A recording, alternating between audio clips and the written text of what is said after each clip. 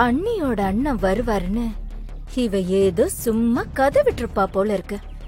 இப்ப வரலன்னதும் எப்படி முழிக்கிறான்னு பாரு. ஏதாவது பொய் சொல்லி எங்க அப்பாவையும் என் அம்மாவையும் ஏமாத்தி தானே அவ குப்பை கொட்டிட்டு இருக்கா. எல்லாத்துலயும் அதிக பிரசங்கியா நடந்துக்கிறது. 2 இடத்துலயும் நோஸ் கட் வாங்கினாதான் அவளுக்கு புத்தி வரும். நல்லா அசிங்கப்பட்டு நிக்கட்டும்.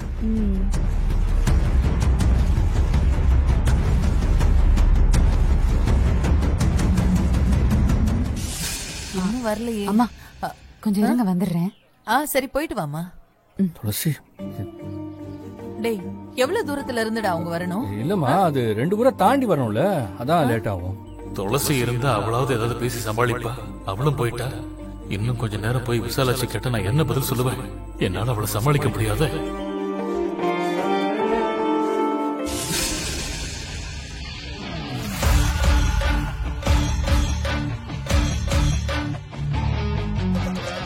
தாயே ராஜேஸ்வரி, நீ எனக்கு தெய்வம் இல்ல, என்னோட அம்மா.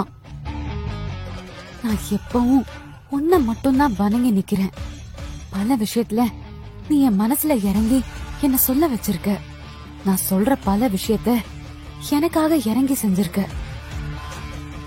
30 வருஷமா பிரிஞ்சிருக்கிற ஒரு அண்ணனையும் தங்கச்சியையும் சேர்த்து வைக்கணுங்கிற ஆசையில தான் உன்னை மனசுல நினைச்சு அவரு வருவாருன்னு நான் ஒரு பொய் சொல்லிருக்கேன்.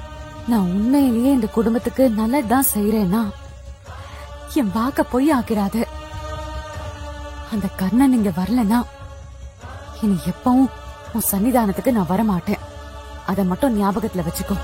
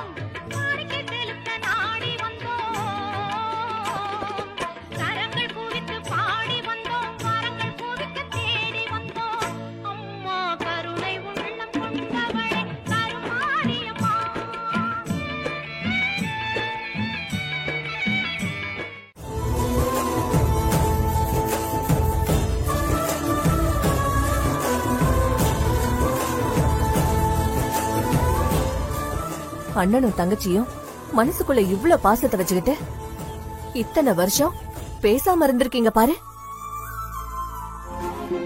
இவங்க 2 பேரும் காலத்துக்கும் பேசாமலே இருந்துருவாங்களோன்னு நான் பயந்துகிட்டே இருந்தேன். தொப்புள் கொடி பந்தம் அவ்வளவு சீக்கிரம் விட்டுட்டு போயிடுமா? சொல்லுங்க.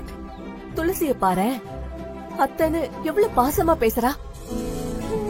அண்ணனோட கோவத்துக்கு பயந்துதான் நான் அவரை நெருங்காமையே இருந்தேன். அண்ணன் என்ன மன்னிச்சிருன்னு தெரிஞ்சிருந்தா நான் எப்பவோ வந்து அவர் கால்ல விழுந்திருப்பேன்.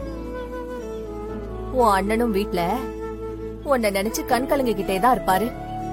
தீபாவளி பொங்கலுக்கு கூட அவரு அழாம இருந்ததே இல்ல தெரியுமா?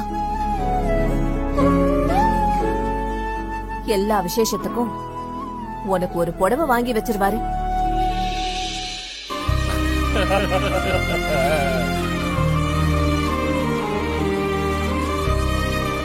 அப்புறமாதான் எங்களுக்கே துணி வாங்குவாரு.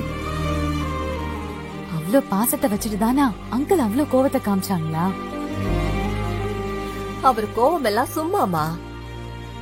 அவருக்கு எங்களை விட தங்கச்சினாதான் உசுரு. அங்க பாருங்க எவ்வளவு சந்தோஷமா இருக்காருன்னு. அவரு இவ்வளவு சந்தோஷமா சிரிச்சு நான் பார்த்ததே இல்ல.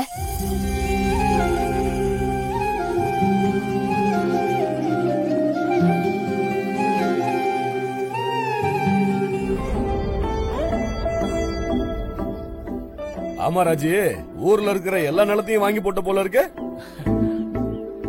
மச்சான், எல்லாம் உன் தங்கச்சி கல்யாணம் பண்ண நேரம் தான். தொழில் அமைஞ்சது, வருமானமும் நல்லா கிடைச்சது. அதான் நிலமா வாங்கி போட்டேன். ஆனா ஒரு சென்ட் நிலத்தை கூட என் பேர்ல வாங்கல, எல்லாம் உன் தங்கச்சி பேர்ல தான் வாங்கினேன். இன்னைக்கு தேதிக்கு உன் தங்கச்சி கோடீஸ்வரி தெரியும்ல.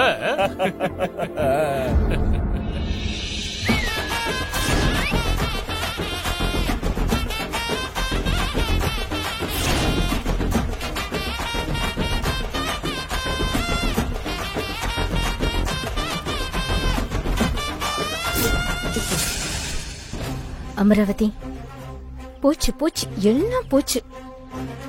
அங்க பாரு, அந்த துளசிதான் அந்த குடும்பத்துல ஒருத்தி மாதிரி நடந்துகிட்டு இருக்கா. நாம என்னமோ அண்ணிய மாதிரி இங்க தனியா உட்கார்ந்துட்டு இருக்கோம். இப்படியே போயிட்டு இருந்துச்சுன்னா ஒரு நாள் அவதான் சிவாவுக்கு பொண்டாட்டியா இருப்பா. நம்மளாம் நடு ரோட்டுக்கு போக வேண்டியதுதான்.